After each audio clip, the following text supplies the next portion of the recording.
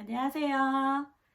우리 팀에서 지금 건강소책자 북텔링을 하고 있는데 제가 이번 주에 우리 아이 키 10cm 더 클 수 있다라는 소책자를 맡게 되었습니다. 그래서 오늘 짧게 이 책의 내용을 북텔링 해드리도록 하겠습니다.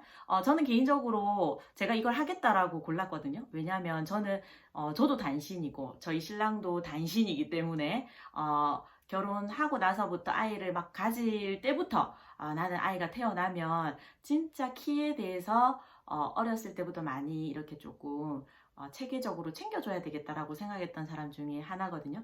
자, 그랬는데 사람들은 어쨌든 뭐 엄마 아빠가 키가 크면 뭐 때가 되면 클 거고 엄마 아빠가 키가 작으면 뭐 아무리 이렇게 노력을 해도 키가 좀 작을 수밖에 없다라고 생각하시는 그런 유전적인 요인에 굉장히 포커스가 크다라고 생각하시는 분들이 굉장히 많아요. 특히 조금 나이가 드신 어르신들은 그런 얘기를 많이 하는데 저도 뭐 처음에 이런 책이라든지 뭐 어떤 정보를 못 들었을 때는 그래 유전적인 게 크면 어쩔 수 없지 않나라고 생각했는데 와 정말 놀랍게도 유전적인 건 23%밖에 해당되지 않는다고 합니다. 그래서 그럼 나머지 77%를 어떻게 해주느냐에 따라서 우리 아이가 10cm도 더 클 수 있다라는 거예요. 그래서 그럼 나머지 그 77%가 무엇인지 어떤 요인인지는 제가 이 책을 보면서 풀어드릴 거고 일단 유전키를 계산하는 방법을 제가 가르쳐 드릴게요. 자, 유전키 계산하는 방법은 엄마 키와 아빠 키를 일단은 더하세요. 더하시고 이제 그 상태에서 아들이면 더하기 13 해서 거기에서 나누기 2를 하시면 되고요. 딸이면 엄마 키 더하기 아빠 키 빼기 13 하시고 나누기 2 그렇게 하시면 우리 딸의 유전키가 계산이 되는 거죠. 저는 딸 하나 아들 하나를 둔 엄마기 때문에 키를 계산을 해봤어요. 자, 놀랍습니다. 자, 엄마 키가 제가 156이에요. 제가 이렇게 손발은 큰데 키가 모자랐어요. 그래서 엄마 키는 156, 아빠 키는 우리 신랑 키 크다라고 생각하시는 분이 많은데 키가 좀 작습니다. 167이거든요. 자, 그래서 167을 더하고 그럼 아들이니까 13을 더해서 나누기 2를 하니까 저희 아들의 우리 지성이의 유전키는 168이 나옵니다. 너무 슬프지 않습니까? 170이 안 된다라는.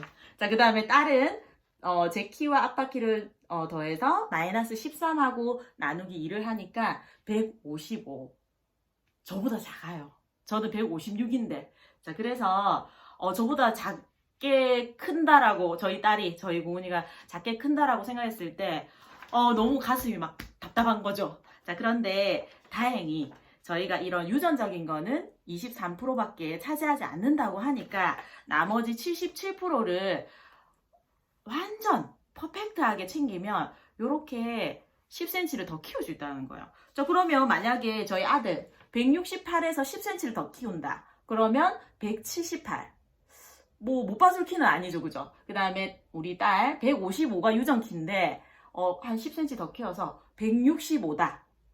딱 예쁜 키죠. 힐 신었을 때 딱 예쁜 키예요. 그래서 제 목표가 이 유전키에서 10cm만 더 키우면 진짜 좋겠다라는 생각을 제가 많이 했거든요. 그래서 더 이 책이 끌렸던 것 같습니다. 자, 제가 한번 이제 나머지 유전적인 요인은 저희가 어떻게 할 수 없는 거잖아요. 그 요인을 빼고 나머지 77%를 어떻게 할 수 있는지를 가르쳐 드리도록 하겠습니다. 저도 지금 고은이가 초등학교 5학년이고요. 딸은 초등학교 5학년, 아들은 초등학교 4학년입니다. 그래서 요즘은 여자아이들이 조금 초경도 빨라지고 하다 보니까 성장 시기가 많이 빨라졌거든요. 그래서 저는 이미 이렇게 좀 키를 키우는데 지금 집중을 하고 있는 상황이고 그래서 더 이 책이 와닿았고 이 책의 내용대로 지금 실행을 하고 있거든요. 그런 얘기는 조금 제가 북텔링 하면서 진행하도록 하겠습니다. 자, 그러면 유전적인 요소뿐만 아니라 어떤 나머지 77%가 뭐가 있느냐 좀 큰 카테고리로 얘기를 하자면 유전은 아까 23%라고 얘기했죠. 그리고 나머지 영양이 33%를 차지하고요. 그 다음에 환경적인 요인 뭐 공기라든지 운동이라든지 수면 뭐 스트레스도 있을 수 있겠죠. 여러 가지 그런 나머지 환경적인 요인이 44%입니다. 그래서 영양과 환경적인 요인을 잘 챙겨주면 충분히 키를 10cm 정도 더 키울 수 있다라는 거죠. 자, 그래서 먼저 영양적인 부분을 들어가 볼까요? 자, 영양은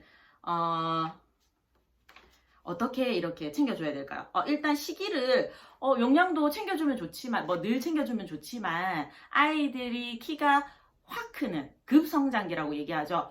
확 크는 급성장기에 많이 넣어주면 더 좋겠죠. 자, 그럼 그 급성장기의 시기를 알아야 되는데 급성장기가 우리가 뭐 제일 많이 크는 거는 태아 때 뱃속에서 많이 큰다고 하니까 그거는 제외하고요. 우리가 이미 배에서 나왔기 때문에 제일 태어나서 많이 크는 두 번의 시기가 있습니다. 급성장기의 시기가 첫 번째가 3세 이전이에요. 특히 이제 태어나서 돌 때까지 엄청나게 성장하죠. 그래서 3세 이전에 한 번 엄청난 황금 타이밍이죠. 그리고 3세가 이미 지났다. 그러면 사춘기가 두 번째 타이밍이죠. 그래서 사춘기가 되면 이제 사춘기 되기 전, 그다음에 사춘기 이제 2차 성징이 나타나고 이렇게 앞뒤로 1, 2년 사이가 급성장기로 보시면 돼요. 그래서 그때 엄청난 이제 영양과 이런 제반적인 환경들을 받쳐주게 되면 충분히 키가 더 클 수 있다라는 거죠. 자, 그래서 요즘 여자아이들 같은 경우는 언제가 그러면 황금 타이밍이냐. 아까 사춘기나 이런 게 좀 요즘 많이 빨라졌다라고 했잖아요. 어떤 식생활이라든지 이런 것들이 서구화되다 보니까 이런 호르몬의 이런 것도 많이 빨라지면서 성장이 좀 빨라져서 조숙해졌다라고 할 수 있죠. 자, 그래서 요즘 여자아이들은 생리를 5학년 때 가장 많이 한대요.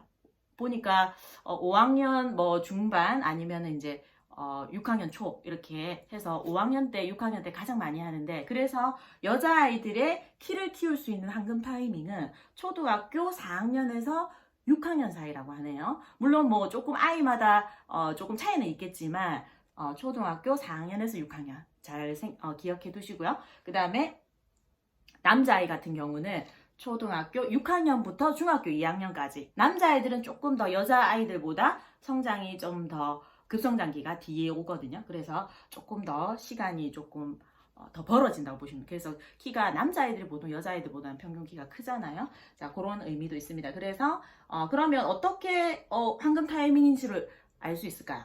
여자아이들 같은 경우는 2차 성징이라고 하는 거는 이제 초경, 생리를 하는 걸 가지고 알 수 있겠죠. 그래서 생리를 한 후부터 2년 안에 이제 성장이 거의 이제 마무리되기 때문에 생리 후 2년 안이 가장 큰 급성장기라고 보시면 되고 남자아이 같은 경우는 음모가 나고 특히 이제 겨드랑이 쪽에 털이 나면 이제 사춘기라고 생각하시면 되겠죠. 그렇게 해서 남자아이들 같은 경우는 6학년에서 중학교 2학년 이렇게 생각하시면 되고요. 그래서 요 황금 타이밍에 어떻게 해야 된다?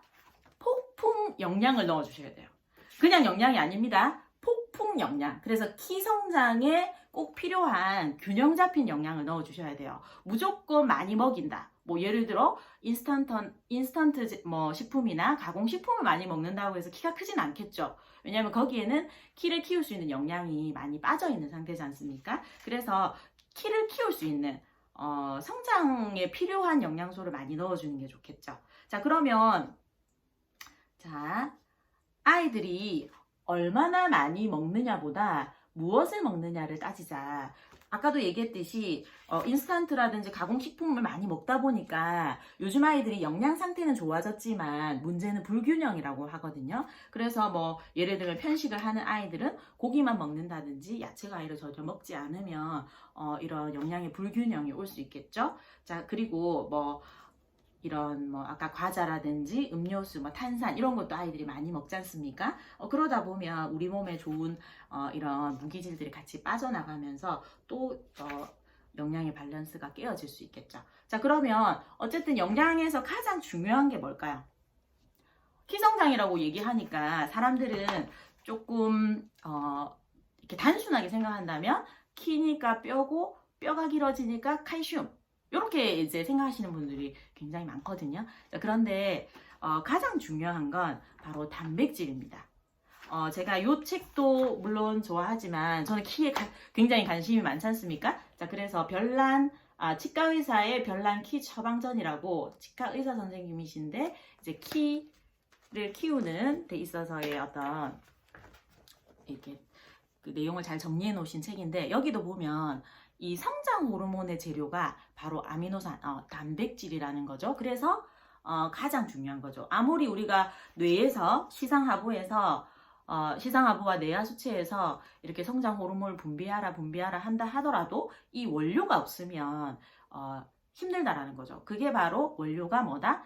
아미노산이다. 자, 그리고 뼈를 만드는 뼈의 어떤 길이를 길게 하는 아이도 단백질이거든요. 자, 그러면 길게 성장 호르몬도 만들고 뼈를 길게 하는 아이가 단백질이고 그 뼈 안에를 촘촘촘촘 이렇게 단단하게 채우는 아이가 바로 칼슘이라는 거죠. 그래서 단백질도 중요하고요. 칼슘도 중요하다. 그리고 또 여기서 얘기하는 부분에서 그래서 키 성장에 도움이 되는 5가지 영양식품을 적어놨습니다. 자, 첫 번째 이거는 이제 일본의 기와하다 박사님이 쓴 얘기죠. 첫 번째는 우유, 두 번째는 정어리, 우리나라로 치면 뭐 꽁치나 참치, 세 번째로 시금치, 네 번째로 당근, 다섯 번째로 귤을 발표한 바가 있다. 이거는 이 박사님이 이제 개인적으로 생각하시는 이렇게 분석하셔서 발표한 거고요. 왜 우유? 우리 뭐 우유 칼슘? 칼슘도 칼슘이지만 우유 같은 경우는 완전 식품으로 양질의 단백질과 칼슘, 인 같은 각종 무기질이 잘 흡수될 수 있는 비율로 혼합되어 있기 때문에 첫 번째를 우유로 꼽으신 거예요. 근데 요즘은 이제 우유가 좀 산성이다. 또 그리고 이제 젖소 같은 경우 많은 양을 생산하다 보니까 이제 뭐 어떤 항생제라든지 뭐 성장 촉진제라든지 뭐 호르몬제라든지 이런 걸 많이 투여하다 보니까 요즘 엄마들 좀 똑똑해져서 우유가 그렇게 또 몸에 무조건적으로 좋은 건 아니다라고 생각하시는 분들이 많더라고요. 그래서 단백질 섭취를 위해서 우유를 섭취한다고 생각한다면 요즘은 우유보다는 어떤 이제 다른 뭐 콩이라든지 이런 뭐 두부라든지 뭐 이런 식물 단백질로 많이 넘어가죠. 동물성보다는. 그래서 그런 것도 조금 생각하시면 좋을 것 같고요. 자, 그리고 그 다음에 이제 영양이 만약에 불균형해서 이렇게 뭐 여러 가지 야채 과일과 이런 이 골고른 영양소를 섭취할 수 없다면 영양 불균형을 해결할 보조 방법은 이제 영양제로 조금 섭취하는 거다. 그래서 만약에 이제 영양제를 섭취한다면 종합 비타민과 칼슘, 그 다음에 철분제 이런 것들을 추천을 하셨거든요. 자, 그래서 여기서 이제 얘기하는 게 올바른 식습관이 영양 흡수를 돕는다. 그래서 잘 씹어 먹는 습관 중요하고요. 최소 10분 동안은 우리가 밥 먹고 나면 10분 정도는 쉬어줘야 된대요.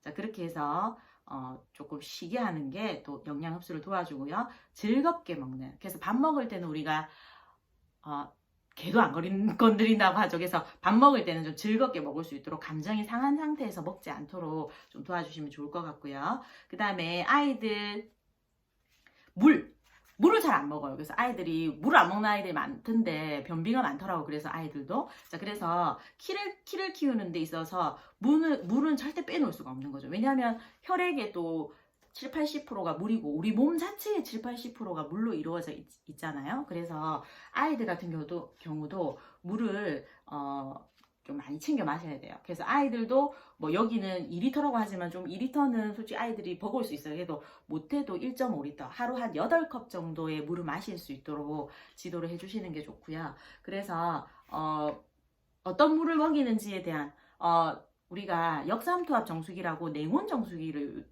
요즘 지금 덥기 때문에 많이 쓰시잖아요. 근데 냉온 정수기 같은 경우는 물에 있는 좋은 미네랄까지 다 걸른 물들이 많기 때문에 그러면 이제 칼슘이나 뭐 마그네슘, 망간, 구리 이런 것들이 좀 부족해질 수 있겠죠. 그래서 꼭 미네랄 워터. 그래서 이렇게 보면 제일 좋은 건 압축 활성탄 필터를 사용한 그런 정수기로 걸른 물을 먹어줬을 때 가장 우리 몸에 적합한 건강한 물로 이렇게 정의한다라고 나와져 있어요. 자, 그 다음에 아까 환경적인 거. 아까 중요하다 했죠. 44%나 차지하고 있는데 환경에서 좀 큰 분야가 수면입니다. 왜냐하면 우리가 자는 동안 뭐 큰다 이런 얘기도 있는데 우리가 성장 호르몬이 나오는 시기가 바로 밤 10시에서 새벽 2시에 나옵니다. 그래서 가장 그때 왕성하게 나오기 때문에 못해도 아이들이 한 9시 정도에는 잠자리에 들 수 있도록 근데 요즘 아이들은 그렇게 일찍 또 안 자는 아이들이 많기 때문에 저도 초등학교 고학년이 되니까 9시에는 안 자더라고. 그래서 못해도 한 10시에는 누워서 좀 뒤척이더라도 늦어도 11시 안에 잘 수 있도록 해주는 게 좋을 것 같고요. 그 다음에 환경적인 것 중에서 운동. 자, 운동을 빠뜨릴 수 없는 게 이 성장판을 자극시켜야 이 키가 클 수 있는 최상의 조건을 만들어 줄 수 있어요. 그러면 성장판이라는 거 우리가 뼈와 뼈 사이에 있는 우리 연골 쪽에 성장판이 열려 있잖아요. 거기를 자극시켜 줘야 되는데 그걸 자극시키는 운동 중에 하나가 점프하는 운동입니다. 그래서 걷기라든지 여기 보면 줄넘기, 자전거 페달 밟기, 농구, 배구, 축구, 태권도, 수영, 스트레칭. 그래서 못해도 걷기라든지 자기 전에 스트레칭 정도를 해주는 것만으로도 굉장히 좋은 습관이 되는 거죠. 그래서 성장판을 잘 자극시킬 수 있고요. 자, 그리고 여기 보면 이제 스트레칭을 할 수 있는 예시도 나와 있고요. 자, 그리고 환경적인 것 중에서 이제 스트레스와 비만이 있습니다. 그래서 스트레스를 받으면 아무래도 아이들의 어떤 호르몬이 이제 방해가 돼요. 그래서 스트레스를 받으면 코티솔이라는 호르몬이 분비돼서 이 코티솔은 성장 호르몬 분비를 방해하게 된대요. 그래서 스트레스에 심하게 시달릴 경우 혈중 성장 호르몬의 양이 3분의 1 정도까지도 줄어든다. 엄청 줄어들죠. 그뿐만 아니라 면역력도 떨어뜨려서 알레르기 질환에 더 노출된다라는 거죠. 자, 그래서 이를 피하기 위해서는 먼저 아이의 입장에서 충분히 들어주고 이해하는 공감형 대화법을 해야 된다. 부모는 인내심을 가지고 아이가 스스로 변화할 수 있도록 기다려주는 것이 중요하다. 아유, 참 이게 말처럼 쉽지 않죠. 그래도 어쨌든 성장기에는 엄마가 조금 참아주시는 걸로. 자, 그리고 비만하게 되면요, 성조숙증과 비만은 성장을 멈추게 한다 해서 아무래도 조금 비만한 아이들은 성호르몬이 조금 더 빨리 나오게 된대, 촉진이 된대요. 그래서 성호르몬이 나오게 되면 2차 성징이 나올 거고 2차 성징이 나와서 2년 안에 성장이 멈추게 되기 때문에 최대한 조금 이제 살이 안 찌게 비만되지 않도록 조금 식단 관리를 해주시는 것도 좋을 것 같습니다. 자, 그래서 뭐니 해도 그래서 제가 이대로 실천하고 있는데 진짜 이대로 했을 때 키가 좀 더 잘 크는 거 맞나? 라고 궁금해 하실 것 같아요. 그래서 저도 지금 진행 중이고요. 저도 실천하고 있는 과정입니다. 특히 이제 저희 고은이 같은 딸 같은 경우는 초등학교 5학년이고 아직 생리를 하고 있지는 않습니다. 그래서 지금 키 성장을 준비를 하고 있는데 저는 아까 키에 되게 예민하고 키를 키우고 싶어하는 엄마 중에 하나이기 때문에 저는 솔직히 아까 얘기했던 그런 영양 부분이 있지 않습니까? 영양을 초등학교 1학년 때부터 폭풍 영양을 넣어주고 있었습니다. 물론 제가 삼시세끼 밥을 해먹이는 부분이 조금 부족하기 때문에 저도 일을 하는 엄마로서 그래서 영양제죠. 건강보조식품을 통해서 단백질, 그 다음에 비타민, 무기질, 최소한 요렇게는, 그리고 유산균 요렇게는 무조건적으로 매일 못해도 하루에 한 번은 먹게 했거든요. 그렇게 해서 지금까지 이어져 오고 있습니다. 그렇다 보니까 조금 이런 평균적인 키, 우리가 평균 급성장기가 아니면 1년에 5.5, 못해도 4cm에서 5.5cm, 많이 크는 아이들은 6cm까지도 크더라고요. 그래서 5.5, 평균적으로 5.5cm씩 1년에 한 번씩 크는 게 정상입니다. 그런데 만약에 5.5cm보다 적게 큰다, 4cm 이하로 큰다라고 보시면 그거는 이제 저성장이에요. 뭔가 이 아이는 지금 불편함이 있는 거예요. 성장을 방해하는 불편함이 있기 때문에 그거를 좀 찾아서 해결해 주시는 게 제일 좋고요. 어쨌든 5.5cm씩 크는 게 정상이죠. 자, 그런데 제가 저희 집에는 이렇게 벽에, 제가 마지막에 보여드리겠습니다. 벽에 이렇게 어렸을 때부터 키를 이렇게 재어서 다 적어놨어요. 자, 그런데 어떻게 됐느냐, 이게 이제 3년 전이죠. 1년에 고은이 같은 경우는 2018년 2월 달부터 2019년 3월, 그러니까 1년 만에 9.9cm가 컸어요. 1년 만에. 이거 급성장기에나 클 수 있는 키거든요. 그리고 또 2019년 3월부터 지금 20년이죠. 지금 올해가 20년 1월 1일 날 재는데 1년 만에 8cm가 컸어요. 그리고 지금 더 놀라운 거. 지금 애가 이제 급성장기에 이제 접어들고 있지 않습니까? 그러다 보니까 2020년 6월 20일, 그러니까 20년 1월 1일보다 6개월 지났죠, 지금. 6개월 동안 얼마나 컸느냐? 5.1cm가 컸습니다. 이거는 물론 애가 클 때가 됐고 그렇다 보니까 이제 하는데 6개월 만에 5.1cm 진짜 많이 컸고요. 코로나 때문에 집에 있다 보니까 훨씬 더 많이 이제 조금 영양을 섭취하고 수면 시간도 조금 길었던 것 같아요. 그렇다 보니까 조금 더 많이 급성장했던 것 같고요. 저희 지성이 같은 경우는 어렸을 때 너무 많이 아팠기 때문에 이제 잔병 치레를 많이 했었고 그래서 돌 때 이미 이제 급성장기를 놓쳤고 평균 또래보다 2년을 어리게 보는 친구였거든요. 항상 뭐 1학년이면 한 6살로 보고 이렇게 했던 친구예요. 근데 지금 초등학교 4학년인데 이 친구도 많이 따라왔어요. 어쨌든 지성이 같은 경우는 1년에 4cm가 안 컸던 아이인데 지금 여기 보면 18년도에서 19년도 넘어올 때 1년 만에 7cm가 컸고요. 그 다음에 이제 올해죠. 올해 초까지 1년 만에 여기는 이제 5.2cm 정도 컸고 지금 1월 1일부터 6월 21일까지 6개월 만에는 4.2cm가 컸습니다. 고은이는 아까 5.1cm가 컸죠. 이렇게 방학은 아니죠. 방학과 코로나로 인해서 집에서 조금 영양과 이런 걸 채워주다 수면이 좀 채워지다 보니까 훨씬 많이 6개월 동안 많이 컸거든요. 자, 그러면 제가 어떤 영양을 좀 챙겨 먹고 있냐면 아이들한테 챙겨주고 있냐면 요겁니다. 제가 좀 보여드릴게요. 자, 요 프로틴을 제가 지금 매일 하루에 2스푼씩 먹이고 있고요. 그 다음에 요건 아이들 종합 비타민과 이 눈에 좋은 눈에 DHA와 눈에 좋은 비타민 A가 들어가 있는 것과 그 다음 비타민 C가 들어가 있는 제품, 그 다음에 유산균 챙겨주고 있고요. 그 다음에 오메가3 아이들이 지금 두뇌를 한창 쓸 때이기 때문에, 그리고 아까 뼈의 단단함 칼슘을 같이 챙겨주고 있습니다. 이렇게 제가 다 매일매일 챙겨주고 있기 때문에 아이들이 조금 잘 자라고 있는 것 같고요. 그리고 아까 제가 보여드리겠습니다. 자, 요게 제가 지금 아까 보여드렸던 지금 아이들 키 커가는 거를 이렇게 적어 놓은 거거든요. 자, 그렇게 해서 어떻게? 자, 요렇게. 그래서 지금 이렇게 잘 키우고 있습니다. 그래서 고은이는 또래보다 항상 작았던 친구고 지성이도 항상 또래보다 작게 이렇게 여겼던 친구인데 어쨌든 지금 최대한 많이 키우려고 애쓰고 있고 이 책을 통해서 지금 잘 실행되고 있으니까 여러분들도 한번 이 책의 내용처럼 한번 실행해 보시면 반드시 유전키보다 10cm 더 키울 수 있을 거라고 봅니다. 저희 고은이 같은 경우 지금 151이에요. 초등학교 5학년인데 그러면 아까 유전키로 155가 나왔거든요.